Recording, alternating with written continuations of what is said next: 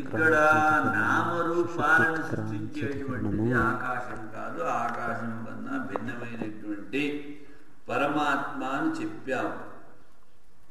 కానీ యోయం విజ్ఞానమే ప్రాణేషు హృద్యంతర్జ్యోతి పురుష అన్నటువంటి వాక్యం ఒకటి ఉంది. ఇది జీవానువాదపరకమా లేక సంసార ధర్మానికి అతీతమైనటువంటి బ్రహ్మపరకమా? అది ఇక్కడ సంశయం. విషయం ఏమిటి? యోయం విజ్ఞానమయ ప్రాణేషు హృద్యంతర్జ్యోతి పురుష అన్న చోట ఈ వాక్యం మీద విచారం చేస్తాను. ఇది విషయము. ఇప్పుడు క్రిందటి అధికరణంలో ఆకాశాన్ని బ్రహ్మని చెప్పావు కదా, అదేవిధంగా ఇక్కడ ఇది జీవపరకమా తర్వాత సంసార ధర్మ రహితమైనటువంటి బ్రహ్మపరకమా అనేటువంటిది ఆక్షేప సంగతి. పూర్వపక్ష అంటాడు, ఉపక్రమోపసంహారాన్ని చూసినట్లయితే సంసారి జీవుడే అని బోధపడుతోంది నాకు ఈ విజ్ఞానమే శబ్దం ద్వారా. ఎందుకంటే జీవుడిగా ఉంటే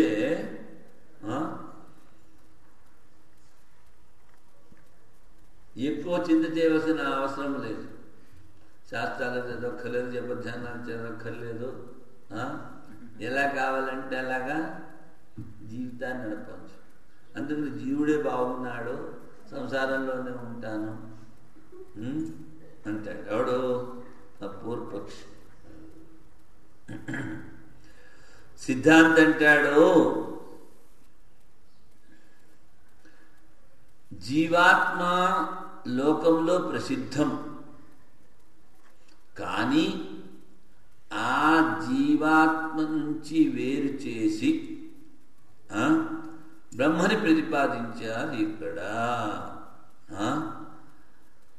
అంటే బ్రహ్మమే విజ్ఞానమయము అని చెప్పుకోవాలి. ఇక్కడ ఏమిటి?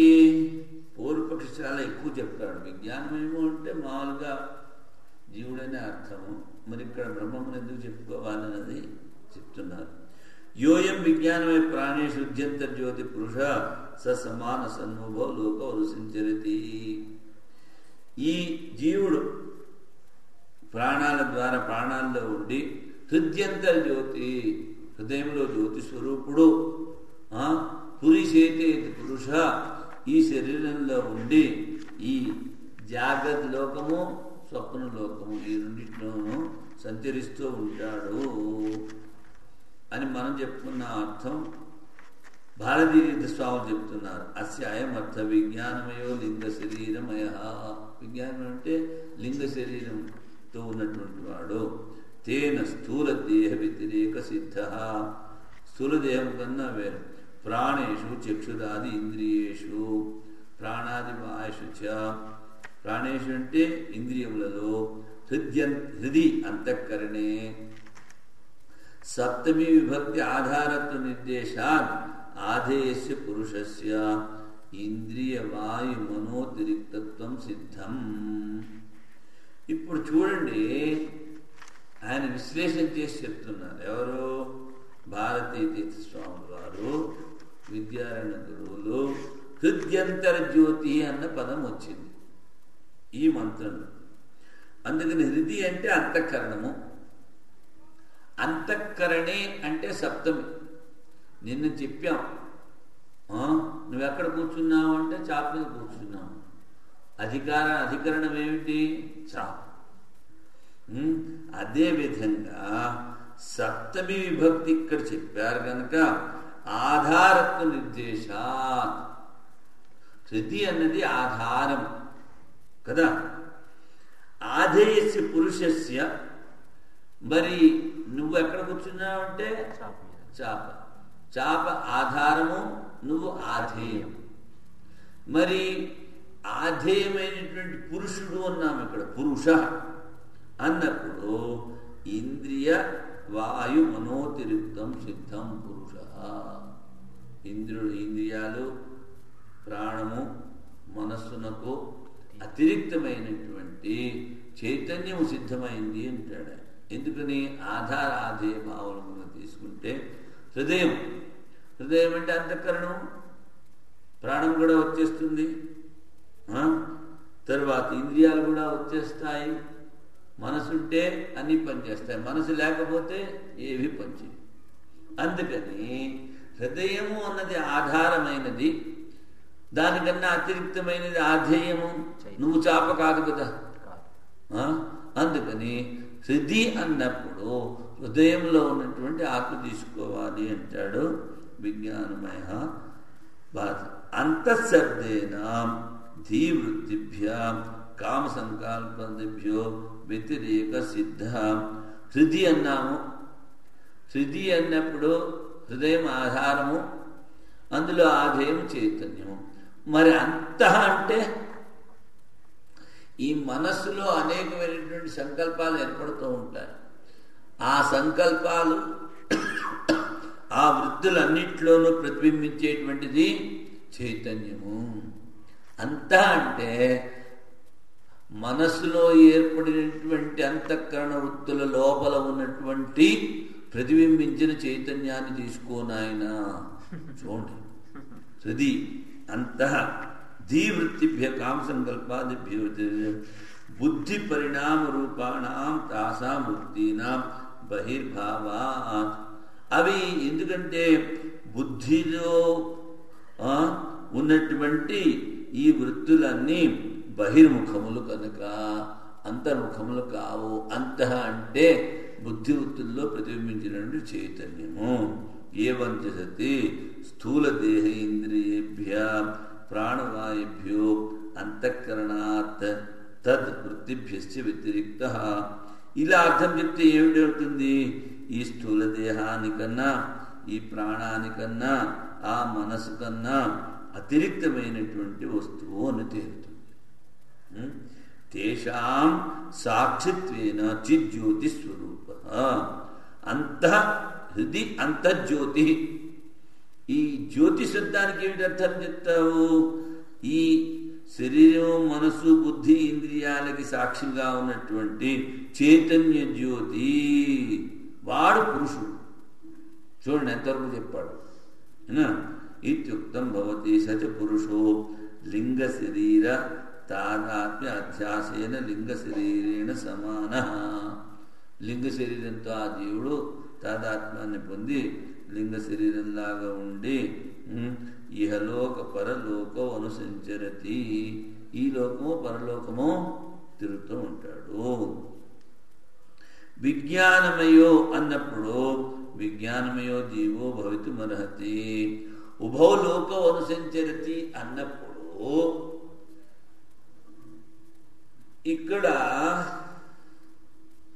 జీవుడు అని తీసుకుందాం మనం. విజ్ఞానమై ఉన్నప్పుడు జీవుడు అంటే లింగ శరీరం. ఈ లింగ శరీరము కర్మల ద్వారా స్వర్గానికి కానీ బ్రహ్మలోకానికి కానీ పోతుంది, లేకపోతే నరకానికి పోతుంది. మరి ఈ లింగ శరీరం జడము కదా, దాని దగ్గర అదే ఎలా పోతుంది? పోగలదా? పోలేదు. అందుకని ఆ లింగ శరీరాన్ని తీసుకువెళ్ళేది, తీసుకువచ్చేది చైతన్యమే. అదే బ్రహ్మం. చూసావా? అందుకని కానీ పూర్వపక్షి ఏమిటంటున్నాడు? లింగ శరీరాన్ని ఎందుకు తీసుకోకూడదు అన్నప్పుడు విజ్ఞానమయో జీవో భవితుమర్హతి. జ్యోతిర్బ్రాహ్మణ శారీర బ్రాహ్మణయోర్ ఆది మధ్యావసానేషు సంసారస్య ప్రపంచమానత్వాత్. ఎందుకంటే జ్యోతిర్బ్రాహ్మణంలో, శారీర బ్రాహ్మణంలో ఈ వీటి మధ్యలో సంసారి గురించి చెప్పారు కనుక ఇక్కడ జీవుని తీసుకుందాం. ఆదౌ తావత్ ఉభౌ లోకో అనుసంచరతి. ఉభౌ లోకం అంటే వీడేమిటాడు? జాగ్రత్త స్వప్నం. ఆయన ఏమిటి చెప్పారు? ఉభలోకం అంటే ఈ లోకము పరలోకం. స్వామీజీ బృహదారణ్యకంలో మన గాఢనిధిలో అన్నీ లేపొద్దు, జీవుడు ఎక్కడో వెళ్ళిపోయి వస్తుంటాడు అంటారు.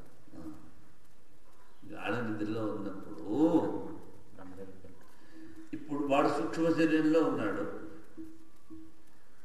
గాఢ నిద్రలో ఉన్నప్పుడు ఆ సూక్ష్మ శరీరానికన్నా అతిరిక్తంగా పోయాడు కదా. గాఢ నిద్రలో స్థూల శరీరం కానీ సూక్ష్మ శరీరం కానీ పనిచేయట్లేదు, ప్రాణం ఒకటే పనిచేస్తుంది. కనుక వాడిని సడన్గా లేపామనుకో, హడావిడిలో ఆ ఇంద్రియాలు వాటి యొక్క స్థానాన్ని కనుక వెళ్ళకపోతే గొడవ అవుతుంది. అందుకు లేకపోతుందని చెప్పారు.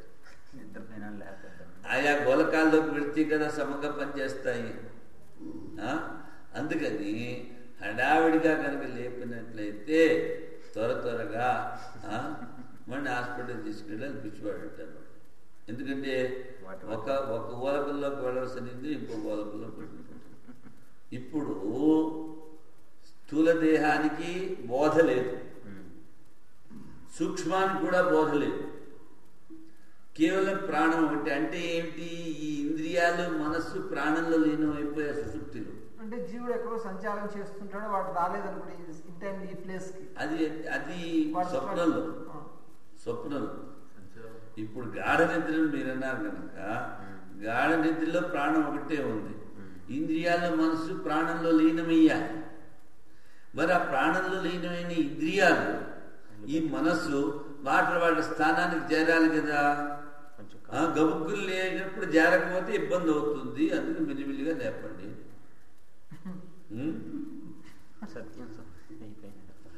అది మరి జీవుడు మరి స్వప్న సంగతి. స్వప్నంలో అంటే ఎక్కడో ఉంటాడంటే ఇక్కడే చూస్తున్నాడు కనుక, హితానా మగ నాడిలో ఉంటాడు కనుక అక్కడే అంతా తన సంస్కారాల్ని ఆత్మ చూస్తుంది. ఆత్మజ్యోతి ఆ మనసులో ఉన్నటువంటి సంస్కారాలను చూస్తుంది. అక్కడ అంత ఇబ్బంది లేదు. ఉండే అవకాశం ఉందని శుద్ధి చెప్తోంది. అందుకని మెల్లిగా అది కాకుండా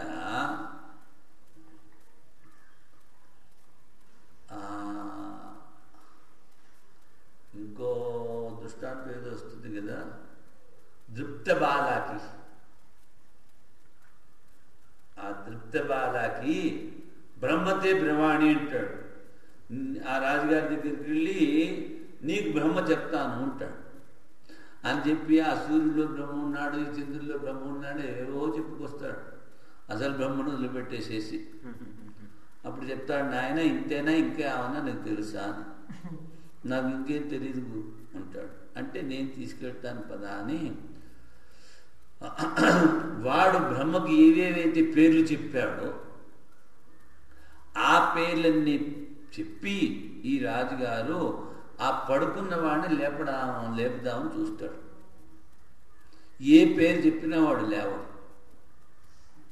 కనుక ఇవన్నీ బ్రహ్మము కాదు నాయన అని వాడిని మెల్లిగా తట్టి లేపుతాడు. లేపి అడుగుతాడు, వీడు ఎక్కడ ఉన్నాడు, ఎక్కడి నుంచి వచ్చాడు అంటే సుషుప్తిలో ఉన్నప్పుడు జాగ్రత్తలో ఈ జడము చైతన్యము అంత తేలిగ్గా వివేచించి చూడలేము. ఆ సుషుప్తిలో ఉన్నప్పుడు చాలా తేలిగ్గా మనం వివేచించి చూడగలం. వాడు బ్రహ్మలో ఉన్నాడు, బ్రహ్మలోంచి వచ్చాడు అని చెప్పగలం. అందుకని వాడిని నిద్రపోయేవాడి దగ్గర తీసుకెళ్తాడు. దుప్త బాలాకి ప్రసంగంలో కనుక ఉభవలోకో అనుసంచరతి అంటే ఏమిటి? వీడు ఇక్కడ జాగ్రత్తలోనూ సుషుప్తిలోనూ తిరుగుతున్నాడు అనుకోండి. సంసారోక్తి స్పష్టం మధ్యేచ సంప్రసాద స్వప్నాంత బుద్ధ్యాంత ఖండికాభీర్ అవస్థాత్రయం ప్రపంచతే. మధ్యలో ఉన్న మంత్రాల ద్వారా సుషుప్తి జాగ్రత్త స్వప్న సుషుప్తులు చెప్పారు కనుక ఆఖరిలో కూడా సవా అయం ఆత్మ బ్రహ్మ విజ్ఞానమయో మనోమయ ప్రాణమయ మళ్ళీ ఆఖరిలో కూడా ఈ విజ్ఞానమయ పురుషుడు మనోమయము ప్రాణమయము అని చెప్పారు కనుక సోపాధిక స్వరూపమైనటువంటి సంసారి అయినటువంటి జీవుణ్ణి విజ్ఞానమయ శబ్దం ద్వారా తీసుకోవాలి అన్నది ప్రతిపాదించాడు పూర్వపక్షం. ఇప్పుడు సిద్ధాంతం అంటున్నాడు, ఇది ప్రాప్తే బ్రూమ న తావత్ జీవోత్ర ప్రతిపాద్య. జీవుని గురించి ఇక్కడ ప్రతిపాదించట్లేదు నాయన, ఎందుకంటే లౌకికాత్ అహం ప్రత్యాదేవ సిద్ధత్వాత్. జీవుడు అన్నది అహం జ్ఞానము ద్వారానే సిద్ధం. మరి నువ్వు తెలుసుకున్న దాన్నే శృతి కూడా చెప్తే దీనిలో అపూర్వత ఏముంది? మీకు అంతా తెలుసు, అంతా తెలిసింది నేను చెప్తే వీడికి వస్తుంది అంటారు కదా. అందుకని అహం జ్ఞానము ద్వారా నేను జీవుణ్ణి అన్నది నీకు మొదటి నుంచి తెలుసు. అదే శృతి కూడా చెప్తే దాని అపూర్వత ఏముంది?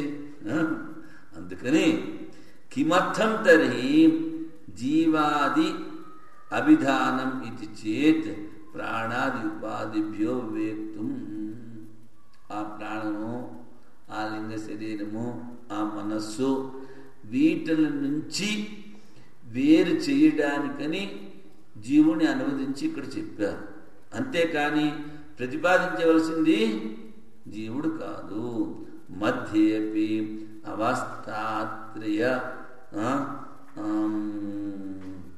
అవస్థాత్రయ సంగరాహిత్యం దర్శయితుం అభిధీయతే. ఆ జీవుడు ఈ మూడు అవస్థలతో ఏకీభవించడు, అంటే తాదాత్మ్యాన్ని పొందడు. ఇప్పుడు జాగ్రత్త అవస్థ, స్వప్నావస్థ, సుషుప్తి అవస్థ. అక్కడ ఉదాహరణ ఏమిటి చెప్తారు? నదిలో ఉన్న పెద్ద చేప ఆ ఒడ్డుకి ఈ ఒడ్డుకి వస్తూ ఉంటుంది, పోతూ ఉంటుంది. ఏ ఒడ్డుకు చేరింది అది? ఏ ఒడ్డుకి చేరదు. అదే విధంగా ఈ జీవుడు జాగ్రత్త స్వప్న శుద్ధుల్లో తిరుగుతున్నాడు కనుక దేనికి సంబంధించిన వాడు కాదు. అవస్థాత్రయములకు అవస్థలకు అతీతుడు. జాగ్రత్త స్వప్న శుద్ధి అవస్థలకు అతీతుడు. అందుకని చైతన్యము. ఎందుకు చెప్పారు ఈ అవస్థలంటే దీనికి అతిరిక్తమని చెప్పినాను. జీవస్వరూపం అనుద్య తస్య బ్రహ్మత్వం ప్రతిపద్యతే. ఈ విధంగా అవస్థాత్రయములకు అతీతుడని చెప్పడానికని జీవుని అనువదించి బ్రహ్మస్వరూపాన్ని చెప్తున్నారు నాయన ఇక్కడ. అందుకని నువ్వు తెలుసుకున్న జీవుణ్ణి ప్రతిపాదిస్తే మరి శృతి యొక్క గొప్పతనం ఏముంది? ఇంకొకటి ఏమిటంటే ఈ బ్రహ్మత్వము శృతుల ద్వారానే ప్రతిపాద్యము, ఇంకొక ప్రమాణం లేదు కనుక బ్రహ్మైవత్ర ప్రతిపాద్యం. ఒక చోట ఒక స్వామీజీ రోజు ఉపన్యాసం చెప్తూ ఉంటారు.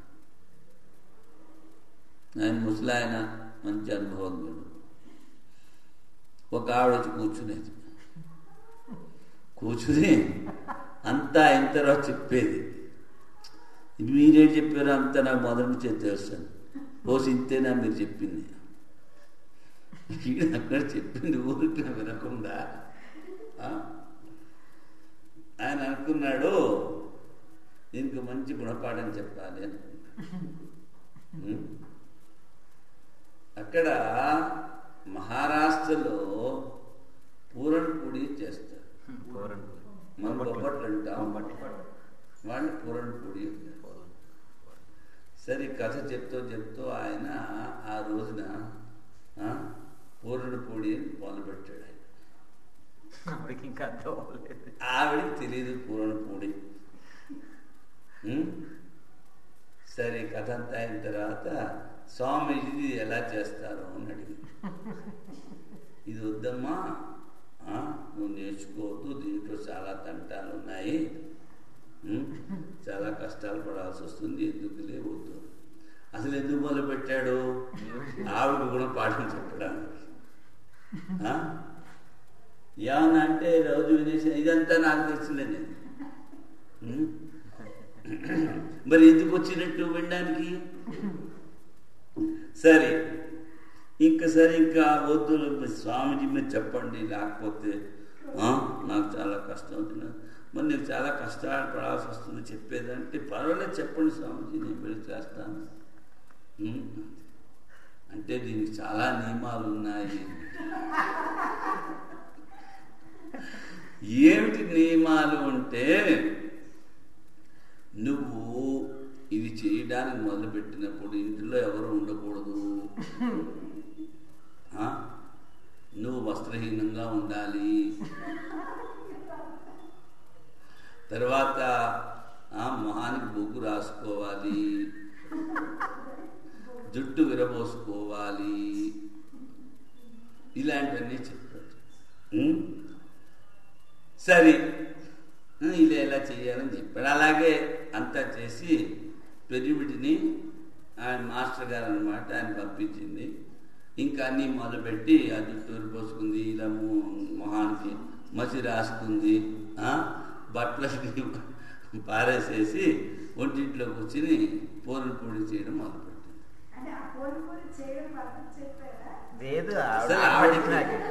ఆవిడికి బుద్ధి చెప్పాలని అది చెప్పారు, కానీ ఈ నియమాలు ఉన్నాయి దానికి తెలియదు కదా పాపం. సరే ఆ రోజునే కర్మవశాత్తు ఏమిటైంది, ఆ స్కూల్కి వెళ్ళిన మాస్టర్ గారు కాస్త మధ్యలో ఏదో మర్చిపోయిన వచ్చారు. వచ్చి తలుపు కొడితే మాట్లాడు తలుపు తీయదు, ఎందుకు చెప్పాడు కదా మాట్లాడుతూ తలుపు తీయదు. సరే చూశాడు, అరిచాడు ఇది ఏంటా లోపల నుంచి గడియ పెట్టింది, ఇదేం మాట్లాడదు అని ఆ దొడ్డి గుమ్మం ద్వారా లోపలికి వచ్చాడు పాపం పెద్ద మనిషి. వచ్చి చూస్తే ఒంటింట్లో చూస్తే ఈయనకి ముందు భయపడుతుంది.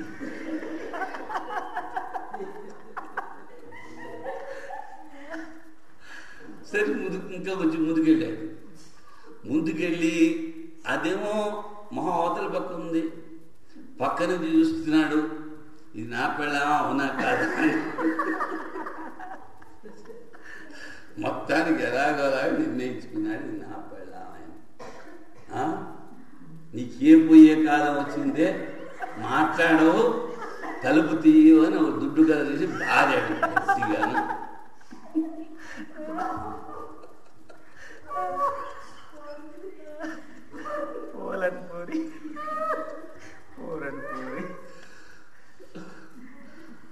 సరే సాయంకాలం మళ్ళీ కథకొచ్చింది. పెద్ద మనిషి అడిగాడు పూరి అయిందా అని.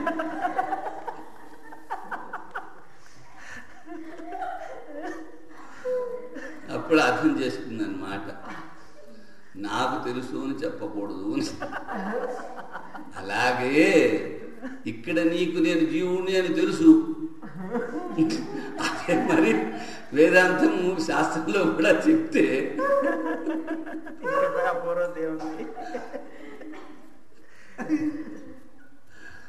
అది చెమట పట్టేసింది.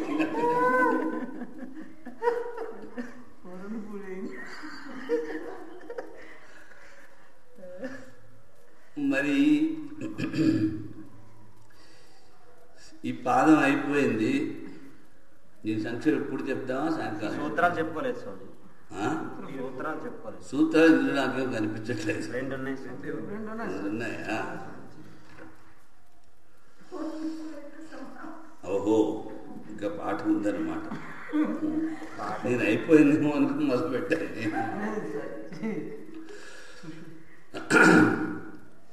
సుషుప్త్యుత్క్రాంత్యోర్భేదేన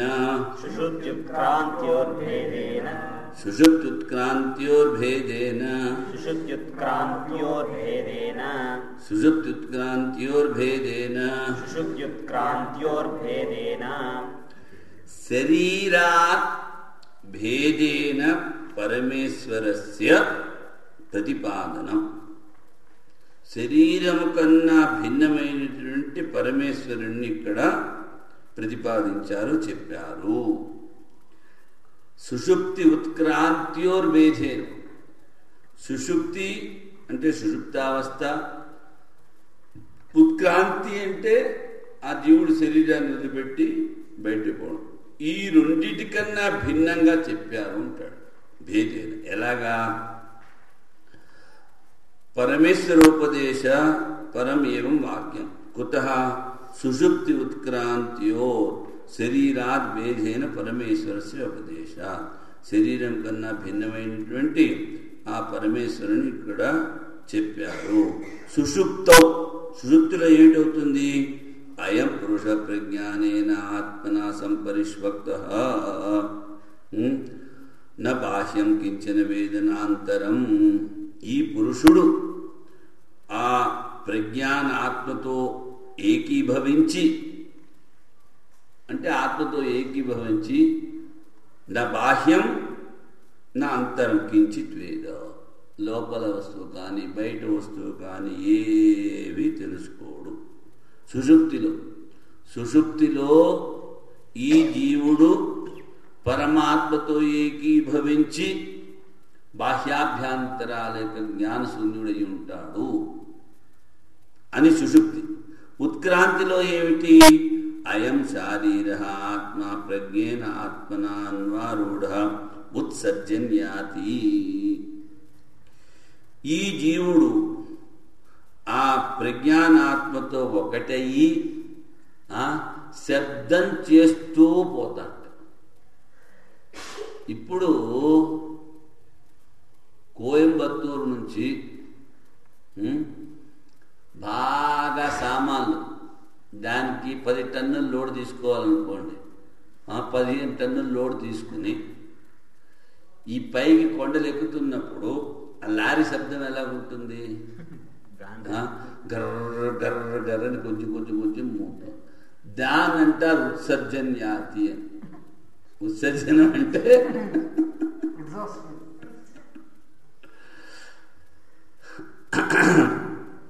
ఈ జీవాత్మ ప్రాజ్ఞాత్మతో ఒకటయ్యి ఘోరమైన శబ్దాన్ని చేస్తూ, గురకంటే గురక కాదు ఇది ఇక్కడ, అది లారీ ఇంకా నడవలేక నడుస్తూ ఉంటుంది అన్నారు. హువా జాత ఇది జీవాద్వేధేన పరమేశ్వరం వ్యపదిశ్యతి. ఎందుకని? ప్రాజ్ఞాత్మతో ఒకటి. ఇప్పుడే చెప్పాను, లింగ శరీరము పంచభూతములతో చేయబడినది, జడము. మరి ఇంకొక లోకానికి ఎలాగబోతుంది? ప్రాజ్ఞాత్మన ఏకీభూత్వ ఆ పరమాత్మతో ఒకటి. పరమాత్మ సాకారం వల్ల జడం ఒక చోట నుంచి ఒక చోటికి పోలేదు, తీసుకెళ్లేవాడెవడు? పరమాత్మ. అందుకని ఉత్సర్జన్యాతి. కానీ వెళ్ళేటప్పుడు ఆ శబ్దం చేస్తుంది. ఇది జీవాద్వేధన పరమేశ్వరుని ఉపదేశించి, జీవుని కన్నా భిన్నమైన పరమేశ్వరుని ఉపదేశం. ఉపక్రమే జీవమనోత్య పరేణ బ్రహ్మణ అస్య ఐక్యం వివక్షితం. ఉపక్రమంలో కూడా జీవుని అనువాదం చేసి పరబ్రహ్మతో ఏకము అని చెప్పారు. ధ్యాయతీవ లీలాయతీవ. ఇవి ధ్యాయతి ఇవ లీలాయతీవ అంటే ధ్యానం చేస్తున్నవాడులాగా, లీలలు చేస్తున్నవాడులాగా. అంటే ఇక్కడ అర్థం ఏమిటంటే జీవుని యొక్క ధర్మాలని నిరాకరించి శృతి చూపిస్తుంది. అందుకని ధ్యానం చేయడు పరమాత్మ, ఏమి చెయ్యడు. మరి ఆ పరమాత్మని ధ్యాయతీవా అంటే ధ్యానం చేస్తున్నవాడులాగా అంటే ఇక్కడ జీవాత్మ గురించి కాదు చెప్పింది, జీవధర్మాల్ని నిరాకరిస్తున్నారు. ఉపసంహారంలో సయేష మహానజాత్మ, మహాన్ అజ అజన్మ ఆత్మ అని పరమేశ్వరుణ్ణి ప్రతిపాదించారు కనుక సుషుప్తి ఉత్క్రాంతుల ద్వారా జీవుని కన్నా భిన్నమైనటువంటి ఆ పరమేశ్వరుని ఇక్కడ ఉపదేశం చేశారు. పత్యాది శబ్దేభ్యః